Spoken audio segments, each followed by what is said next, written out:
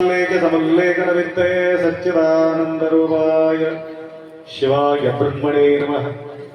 यामाहुः सर्वलोकानां प्रकृतिं शास्त्रपारगा तां धर्मचारिणीं शम्भो प्रणमामि परां शिवाम्। वागर्थमिव सम्पृक्तो वागर्थप्रतिपत्ते जगतपितरौ वंदे पार्वती परमेश्वर। त्रिकालवंदनीय प्रातस्मरणीय पूज्य गुरुवर्यांचं स्मरण करू आजच्या हा मंगलमय प्रसंगी भक्त आणि देव या दोघांच्या मिलन करण्याकरता आनंदाचा सोहळा आदरणीय हरिभक्त परायण भीमरावजी महाराजजी इतकं सुंदर आपल्यापर्यंत देवाचा स्वरूप तुमच्या हृदयापर्यंत पोहोचविलेले आहे आणि तुमच्या सोबत आम्हीही तृप्त झालेले आहोत। मला ऐकण्यासाठी वेळ मिळत नाही, कधी भागंबागी जास्त राहते। एक ठिकाणी बसणं म्हणजे भयानक अवघड आहे। राजापूर भक्ती भरपूर, लक्षात आलं का? राजा म्हटल्यानंतर काय बघायचं आहे, तर राजाजवळ भक्ती असणं फार महत्वाचं। म्हणून आपल्या या गावी वेळोवेळ येण्याचा सुसंधी या ठिकाणी प्राप्त होत आहे आणि बरेचसे लोक कुठं धावू लागले। महाराजजी तुम्हाला सांगितलं, परंतु राजापूरच्या भक्त मंडळी त्यांना सर्व देवी देवतांच्या नाद लागलेले। काही दिवसापूर्वी महादेवांच्या प्रतिष्ठापना, तदनंतर लक्ष्मी स्थापना, नागदेवाचा स्थापना, गणेशांच्या स्थापना, सगळं देशातील देव तुमच्या राजापूरला येऊन तुमच्या आश्रय घेऊ लागले। किती आनंद। आता बघा या ठिकाणी विठ्ठल रुक्मिणी साक्षात पंढरीला जाणं किती अवघड आहे। आता महाराज काय म्हटलं, देव भक्ताला हुडकत येतो, भक्ताला ज्ञानीला एवढंच फरक आहे। ज्ञानी माणूस देवाला हुडकत जातो, परंतु भक्ताला देव हुडकत येतो, एवढंच फरक आहे। म्हणून पांडुरंगा पंढरपूर सोडून आपल्या गावापर्यंत येऊन पोहोचलेले आहे। तेवढंच नाही, बरेचसे लोक शिर्डीला धावतात। शाही बाबा शिर्डी सोडून राजांचे आश्रय घेऊ लागले। अजून काय पाहिजे? कारण राजाजवळ गडगंज संपत्त असेल, परंतु त्यांच्याजवळ भक्ती राहतो या न राहतो सांगता येत नाही। परंतु राजापूरच्या भक्तांजवळ भक्ती भरपूर आहे। नाहं वसामि कैलासे न नेरौ न च मंदिरे मदभक्ता यत्र तिष्ठन्ति तत्र तिष्ठामि पार्वती। त्याप्रमाणे अजून अशोकजी फोटो काढून घेतो की हे कसं काय फोटो काढून घेऊ लागले? म्हटलं नाही बाप्पा, हे महादेवांच्या भक्ती केलेले आहे। तर त्या प्रकारे काही काही मूर्ती बघा, मी ऐकलो माणूस व्यवस्थित असेल तर त्यांची किंमत राहते, साकार असो किंवा निराकार। निराकार मध्ये तर त्यांच्या सौंदर्याला काही कुठल्या गोष्टीचा तुलना करता येत नाही। अखिल कोटी ब्रह्मांड नायक आहे, तर त्यांच्या तुलना करता येत नाही। लक्षात आलं, अशा प्रकारच्या थोडासा उणीव झालेले आहे। 3 तासामध्ये मूर्ती पांडुरंग धावून इथपर्यंत आले म्हणे।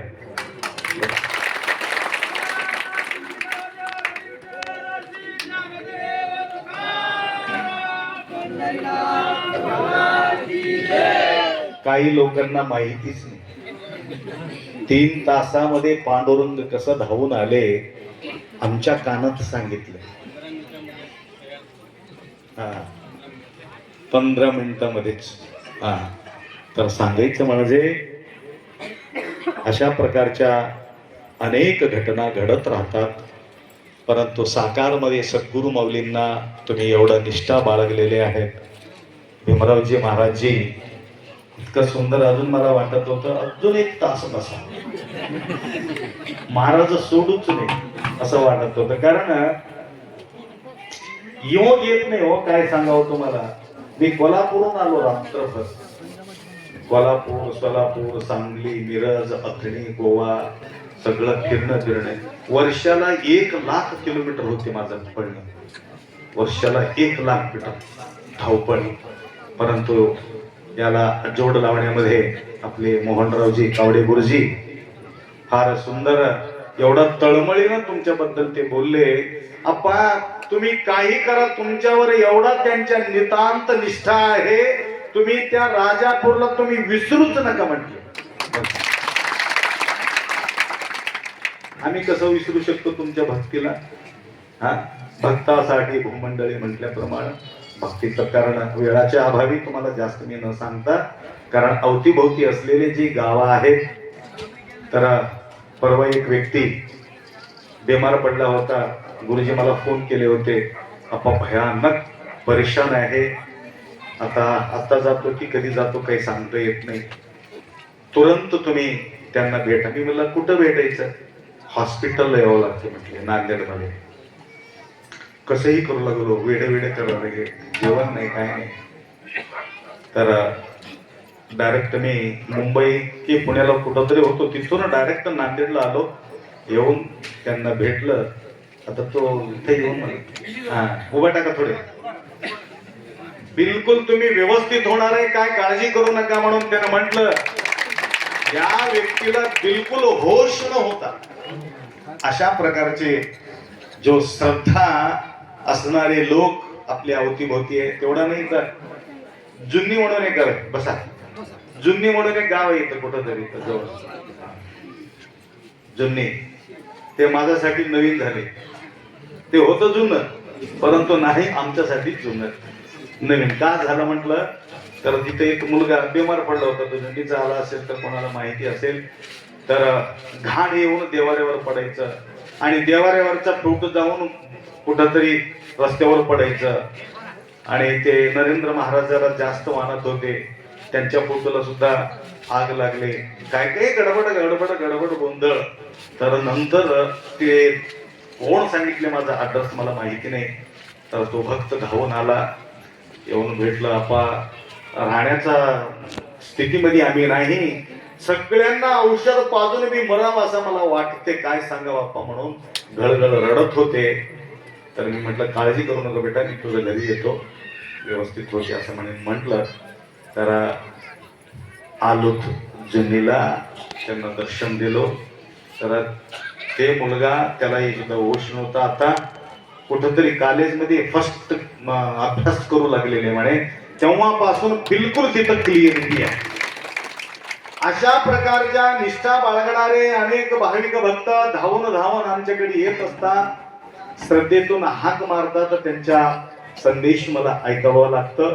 त्या प्रकारे आज आशुतोष अखिल कोटी ब्रह्मांड नायक शिवप्रभूचा जो गुणगान आपल्या समोर जे महाराजजी जे व्यक्त केलेले, मला काही तेवढं काय मराठी त्यांच्यासारखं येत नाही तरी सुद्धा महाराष्ट्रात येऊन मी 2 गोष्टी शिकून घेतलं. कारण तुमच्यासाठी मला शिकावं लागतं. माझ्यासाठी मला नाही. तुम्हाला बोलण्यासाठी मला हिंदी बोलावं लागते, तेलुगू बोलावं लागते, मराठी बोलावं लागते, कन्नड बोलावं लागते, कधी कधी संस्कृत बोलावं लागतं. परंतु महाराष्ट्रात असल्यामुळं थोडं मराठी या ठिकाणी बोलावं लागते. सगळ्या गावकरी मंडळी फार सुंदर आयोजन करून व्यवस्था या ठिकाणी केलेली आहे. बघा ज्या ठिकाणी हे जे तुम्ही बसून आहात ना या ठिकाणी बसण्याचं एकमेव कारण आहे. या ठिकाणी देव येऊन बसलेले आहे म्हणून या ठिकाणी तुम्ही बसून आहात. म्हणजे कशाला बसवतो? काय कारण होतं बसायचं? म्हणजे देवाचा कारण त्यांच्या वास्तव्य या ठिकाणी झाल्यामुळे या ठिकाणी शोभा वाढलेले आहेत. उಳ್ಳवर शिवालय व माडूवर नानेनु माडली म्हणवनय्या यांना काले कंबा देहवे देहुला. जे उद्धवजी ज्यावेळे भेटण्यासाठी गोपिकांना भेटण्यासाठी तो येतो, येऊन म्हणतो श्रीकृष्ण तुमची आठवण करत आहे, तुम्हाला या म्हटले. कृष्ण मूर्ख आहे म्हटले, त्याला काही कळत नाही म्हणले. असं काम होतं? तुझ्यासाठी ते कृष्ण असेल तिथं, परंतु आमच्यासाठी कृष्ण आमच्या हृदयामध्ये आहे, तिकडे यायचं गरज नाही म्हटले. त्यांच्या तिथपर्यंत जायचं काय गरज आहे? हृदय भुवन करा आपुले सिंहासन. त्या प्रकारे तुमच्या या हृदय मंदिराला सिंहासन करून तुमच्या हृदयामध्ये विराजमान होण्याकरता अशा प्रकारचे भव्य दिव्य सुमधुर वाणीनं त्यांनी या ठिकाणी वक्तव्य या ठिकाणी केलेले आहे. भजन मंडळी सुद्धा फार सुंदर या ठिकाणी साथ दिलं आणि यांच्यात तर गुणगान केलं, परंतु माझं डेट बघून यांचं लग्न येतो. कुठंतरी डेट दिला असेल तर बिचारा तो म्हणतील आमच्या डेट घेतले आप्पा, आम्हाला विसरले आणि मृदंग वाजण्यासाठी तिकडे गेलेत म्हणून म्हणतील. परंतु खुलं असलं तरी येऊ, कुठेही लग्न. बाळापूर शेवाळा, मला शेवाळ म्हटलं की तमलूरच्या बाजूला एक शेवाळा आहे, मला जवळच आहे शेवाळा, कसं तरी करून निपटून निघून जावं असं मला वाटत होतं. ठीक आहे, कुठं का असो ना, परंतु गळा दाबण्यासारखं बायको भेटू नये, तुमच्या हात पाय व्यवस्थित दाबण्यासाठी पत्नी तुम्हाला मिळावं. महाराज विनोदासाठी मी बोललो, तुम्ही बोललात म्हणून मी बोललो, नाही तर बोलत नाही. तर माय तुम्ही ऐकून घ्या, आज दोनच गोष्टी बोलतो.